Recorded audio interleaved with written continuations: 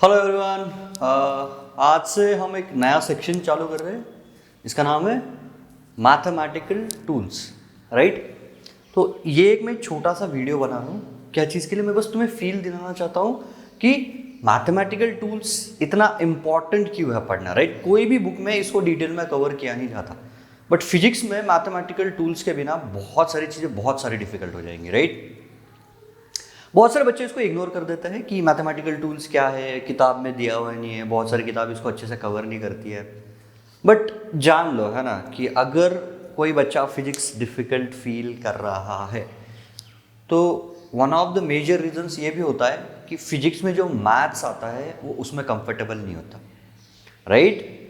तो मैं चाहता हूँ कि जो हम next few lectures mathematical tools पे कवर करने वाले हैं, trigonometry, calculus, scalars and vectors और लॉगरिथम, है ना, ये 4-5 चीज़ें हैं जो जल्दी से हम क्विकली कवर कर लेंगे। बट ये काफ़ी इंपॉर्टेंट रोल प्ले करती है, राइट। बट हम हर चीज़ को काफ़ी डिटेल में भी पढ़ नहीं सकते। क्यों? जैसे ट्रिग्नोमेट्री अगर मैं उठा लूँ तो मैथ्स में ट्रिग्नोमेट्री कम से कम 3 महीने पढ़ते हैं, राइट। तो हम 3 महीने सिर्फ ट्रिग्नोमेट्री तो नहीं पढ़ सकते।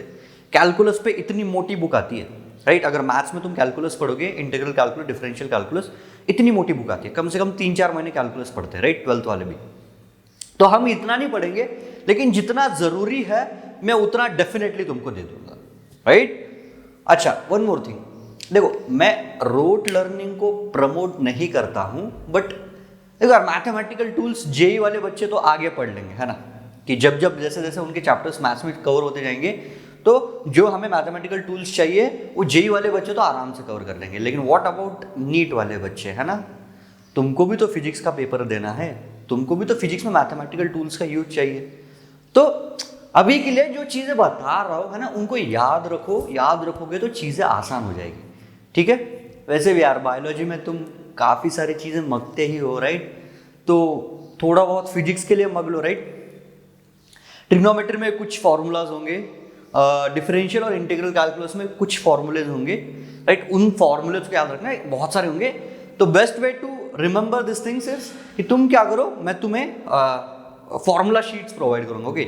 उन फॉर्मूला शीट्स की प्रिंट आउट ले लो और उसको कहीं भी अपने स्टडी रूम जहाँ पे तुम स्टडी करते हो, राइट, वहाँ पे उसको पेस्ट कर दो। तो एक बार सुबह उठने के बाद और एक बार रात को सोने से पहले उसको पढ़ लोगे तो एक 15-20 दिन में ये सब चीज़ें याद होनी चाहिए, राइट। एक दिन में सब चीज़ें याद नहीं होती है।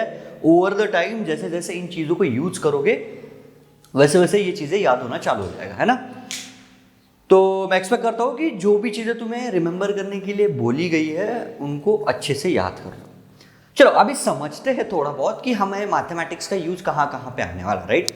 मैं 2-3 एग्जाम्पल्स के थ्रू बताऊंगा, एग्जाम्पल्स को सॉल्व नहीं करूंगा तुम्हें, बस मैं प्रॉब्लम बताऊंगा कि अगर हमें यहाँ पे मैथमेटिक्स का नॉलेज नहीं होगा तो चीज़ें कितनी डिफिकल्ट हो जाएगी, राइट। चलो एक सिचुएशन देता हूँ। सिचुएशन क्या है कि ऐसा कोई तो भी वेज रखा हुआ है ना, वेज मतलब इंक्लाइंड प्लेन है, ऐसा कोई तो भी पहाड़ है, ऐसा मान लो, है ना। इसको इंक्लाइंड प्लेन बोलेंगे हम, या वेज, ऐसा कुछ तो बोलेंगे। जब न्यूटन लॉज ऑफ मोशन पढ़ना चालू करेंगे ना तब से चालू हो जाएगा। अच्छा, इसमें कोई तो भी ऐसा ब्लॉक रखा हुआ है ना, और ये कुछ तो एंगल है थीटा। अब तुमने इस ब्लॉक को यहां से छोड़ दिया, राइट। तो क्या लगता है, ब्लॉक सीधा तो नीचे नहीं आएगा वेज की वजह से, राइट। तो अगर ये मान लो कि ये सरफेस कंप्लीटली स्मूथ है, मतलब यहां पे कुछ फ्रिक्शन नहीं है, अगर इस ब्लॉक को मैं छोड़ दूं तो क्या लगता है, ब्लॉक ऐसे ऐसे ऐसे ऐसे ऐसे करके नीचे आएगा। जैसे यार पहाड़ होता है, तुम पहाड़ पे ऐसे चलना चालू कर देते हो तो नीचे नीचे नीचे नीचे नीचे धीरे आना लग जाता, राइट। अच्छा, अब मैं क्या करता हूँ, 2 सिनारियो रखता हूँ। एक बार मैंने पहली केस में थीटा 30 डिग्री रख दिया, मतलब जो पहाड़ का ये वाला एंगल है, राइट, इंक्लाइन प्लेन का, वो मैंने 30 डिग्री रख दिया। और सेकेंड केस में मैंने थीटा को 60 डिग्री रख दिया, ठीक। अब तुम मन में इमेजिन करो, है ना, अपने मन में इमेजिन करो कि थीटा अगर मैं 30 डिग्री रखूं और थीटा को मैं 60 डिग्री रखूं तो क्या दोनों केस में ब्लॉक की मूवमेंट कुछ अलग अलग तरीके से होगी क्या? कौन से केस में ब्लॉक जल्दी से नीचे आएगा? पता है यार, है ना, कि तुमने फील किया हुआ है जब तुम ऐसे पहाड़ उतर रहे होते हो, जब एंगल अगर बहुत टिल्टेड है तो तुम बहुत जल्दी नीचे आ जाते हो, राइट। कि कभी कभी तो ऐसे कंट्रोल करना भी बहुत मुश्किल हो जाता है, खुद को रोके कैसे, राइट। और थोड़ा सा पहाड़ अगर ऐसा है, मतलब एंगल थोड़ा सा कम है, मतलब पहाड़ अगर ऐसा होता, एंगल थोड़ा सा कम होता, राइट, तो इसको उतरना काफी इजी है, राइट। तो जो हम यहां पे थीटा रखने वाले हैं, अगर थीटा बदलता है तो इस ब्लॉक की मोमेंट है, राइट, वो भी बदलेगी। इतनी तो फील हमें आ रही है। ये कैसे बदलेगी वो हमें देखेंगे, लेकिन मैथ्स हमें टूल प्रोवाइड करता है क्या चीज के लिए, कि ये जो तुम्हारी मोमेंट होने वाली है ब्लॉक की इस इंक्लाइन प्लेन के ऊपर, वो कैसे कैसे डिफर करती है विथ रिस्पेक्ट टू एंगल। ये सब चीजें हमें मैथ्स पढ़ाने वाला है, तो इसलिए मैथ्स पढ़ना थोड़ा सा इंपॉर्टेंट हो जाता है, सही है। चलो और एक सिनेरियो देता हूं मैं, है ना। देखो फिजिक्स तुम्हें लॉज बताएगा, लॉज की चीजें ऐसे रिलेटेड है, चीजें ऐसे होंगी, लेकिन उन लॉज की अगर तुम्हें न्यूमेरिकल वैल्यू निकालनी है, राइट, कुछ थोड़ा बहुत ट्विस्ट करके खेलना है, तो मैथ्स बहुत इंपॉर्टेंट रोल प्ले करता है। आज का लेक्चर बस अभी नहीं, पूरा लेक्चर नहीं, थोड़ा सा वीडियो है, सिर्फ इस चीज पे मैं दे रहा हूं, क्या चीज पे, कि हमें मैथमेटिकल टूल्स पढ़ने क्यों है, राइट। और एक सिचुएशन देता हूं। अच्छा, न्यूटन अंकल के बारे में तुमने सुना हुआ है, राइट, न्यूटन अंकल, अरे सर आइजैक न्यूटन यार, है ना। तो उन्होंने क्या बोला, अगर दो ऐसी बॉडीज है ना, इसको मैं M1 बोल देता हूं और उसको मैं M2 बोल देता हूं।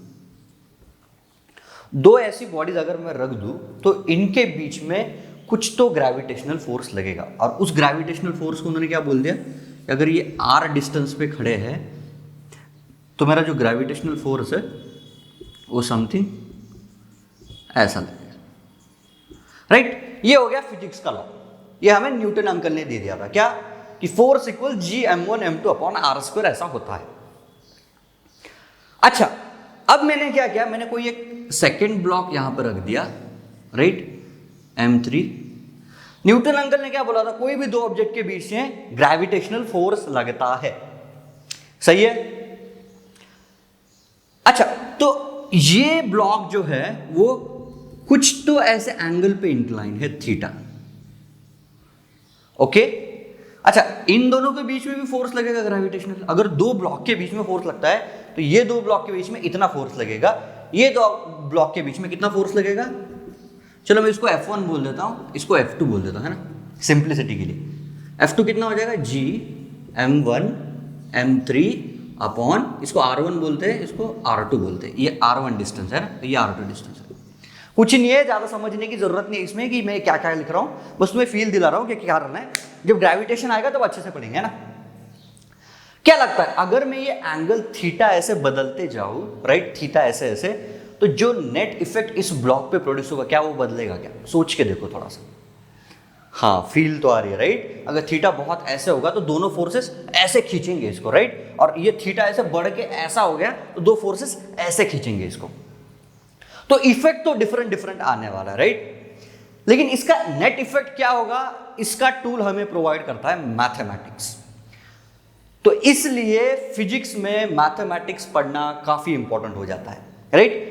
जो हमने वेज वाला एग्जाम्पल देखा था ना, वेज वाला एग्जाम्पल, उसमें हमें ट्रिग्नोमेट्री काफी हेल्प करेगी। जो ये वाला एग्जाम्पल देख रहे हैं ना, ये वाला, इसमें हमें स्केलर्स एंड वेक्टर्स काफी यूज आएगा। अब और एक एग्जाम्पल बताता हूं कि हम कैलकुलस क्यों पढ़ना चाहते हैं। कैलकुलस जब आएगा तो बताऊंगा कि क्या होता है, तुम्हारे लिए नई टर्म है मुझे पता है, लेकिन अभी देख लो और एक टाइप की हम चीज पढ़ेंगे जिसमें हम क्या कैलकुलेट करते हैं, अभी मैं बताता हूं, है ना। अच्छा, एक बंदा है ना, यहां पे बंदा ऐसे खड़ा है, उसको इतना डिस्टेंस ट्रैवल करना है, ठीक, इतना डिस्टेंस उसको ट्रैवल करना है। वो क्या बोला, ठीक है मुझे कुछ वेलोसिटी के साथ या कुछ स्पीड के साथ जाना पड़ेगा, v। बोले सही है। अच्छा, ये ऐसे भाग रहा है इधर, है ना, भाग रहा है, तो मैंने क्या बोल दिया कि मुझे इस चीज का रेट निकालना है, इस चीज का रेट, कि ये कितना डिस्टेंस कितने टाइम में कवर करता है, राइट। क्या चीज का रेट निकालना है कि हर एक सेकंड में वो कितना डिस्टेंस कवर कर रहा है। अब मैं क्या करता हूं, सेकंड को 0.5 सेकंड में डिवाइड कर देता हूं, राइट। मैं स्पीड क्या होती है अपनी, speed is nothing but distance upon time, right.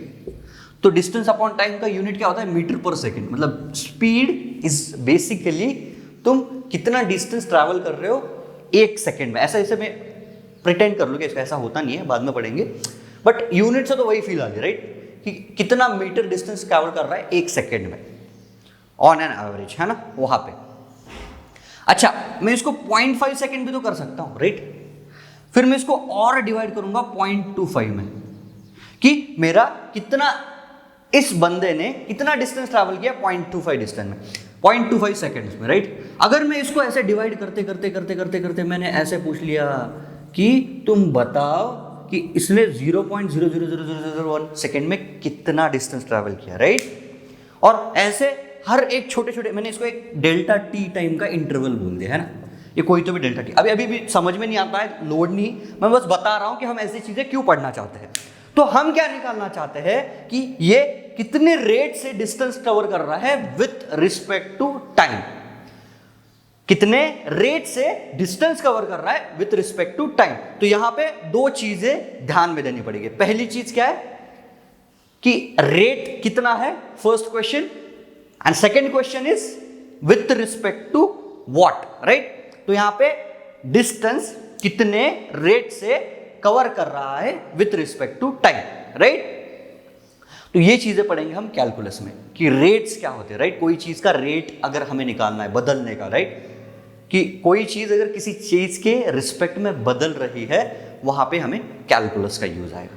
अगर इस लेक्चर में तुम्हें कोई भी चीज समझ में नहीं आती है तो कुछ नहीं लोड लेने का, है ना। बस मैंने इस चीज के लिए ये वाला वीडियो रखा है कि हम मैथ्स क्यों पढ़ना चाहते हैं, और मैं तुम्हें मैथ्स की सीरियसनेस बताना चाहता हूं। अगर तुम मैथ्स को अच्छे से नहीं पढ़ोगे, है ना, अगर तुम बेसिक मैथमेटिकल टूल्स को अच्छे से नहीं पढ़ोगे, यहाँ पे पढ़ी हुई चीज़ों को याद नहीं रखोगे, तो चीज़ें डिफिकल्ट होने वाली है। मैं अभी स्ट्रेट फॉरवर्ड क्लियर कर रहा हूँ, ओके। तो ट्रिग्नोमेट्री में जो फॉर्मूलेज आएंगे उसको अच्छे से याद रख लो, डिफरेंशिएशन इंटीग्रेशन में जो फॉर्मूलेज आएंगे उसको अच्छे से याद रख लो, फिर तुम्हें फिजिक्स काफ़ी ईजी लगेगी। यार इवन यार देखो, तुमने बहुत लोगों से सुना होगा फिजिक्स बहुत डिफिकल्ट है, फिजिक्स में स्कोर करना बहुत डिफिकल्ट हो जाता है। तुम्हारे सुपर सीनियर्स के भी या सीनियर्स के ऐसे मार्क्स में कोई बोला होगा मुझे नीट में फिजिक्स में 180 में से 60 मार्क आए, 50 मार्क्स आए।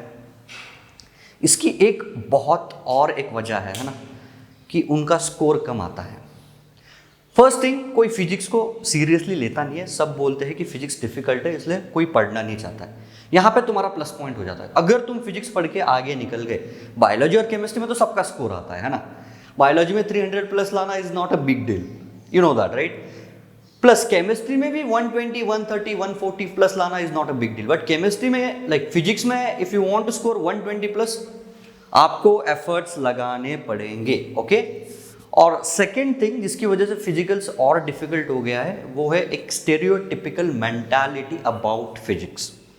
व्हाट इज दैट मेंटालिटी, कि तुम्हारे सीनियर्स हमेशा बोलते रहते हैं अरे फिजिक्स बहुत डिफिकल्ट है, फिजिक्स बहुत डिफिकल्ट है। Like from my point of view, अगर मैं फिजिक्स को देखूं तो फिजिक्स इज नॉट डिफिकल्ट, है ना, physics is different. Like difficult और डिफरेंट में फर्क होता है ना, डिफिकल्ट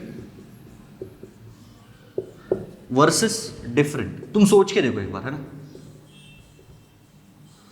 अगर तुम्हें कोई रेगुलर ट्रेन से अलग कोई चीज फीड करता है तो वो तुम्हें डिफिकल्ट लगने लग जाता है। जैसे फर्स्ट टाइम तुम साइकिल चलना सीखे थे, राइट, तो तब तक तुम साइकिल नहीं चलना सीखे थे तो cycling was different for you, right. तो जब फर्स्ट टाइम तुम साइकिलिंग करना चालू कर दिए तब वो तुम्हें डिफिकल्ट लग गया होगा, right. But for first time जब तुम साइकिलिंग कर रहे थे तो it was a different task for you. Similarly जो फिजिक्स की प्रिपरेशन है ना जेईई और नीट की, वो थोड़ी सी डिफरेंट हो जाती है, इसलिए लोगों को डिफिकल्ट लगती है। बट जैसे जैसे तुम चीज़ों को टाइम दोगे, राइट, फिजिक्स में थोड़ा सा टाइम दोगे, चीज़ों के साथ तुम कंफर्टेबल होना चालू हो जाओगे। तो physics is not a difficult subject, not at all. अगर तुम ऑनेस्टली इसको टाइम दे रहे हो, राइट, ऑनेस्टली तुम्हारा टाइम इसको डिवोट कर रहे हो तो इसका आउटपुट डेफिनेटली आएगा, ठीक है। तो नया सेक्शन चालू हो रहा है, मैथमेटिकल टूल्स, इसको अच्छे से कर लो, डरने की जरूरत नहीं है। जो भी चीज़ें दी गई है, जो चीज़ें कही गई है, उसको टाइम पे करते जाओ, ओके। चलो, ऑल द बेस्ट, है ना।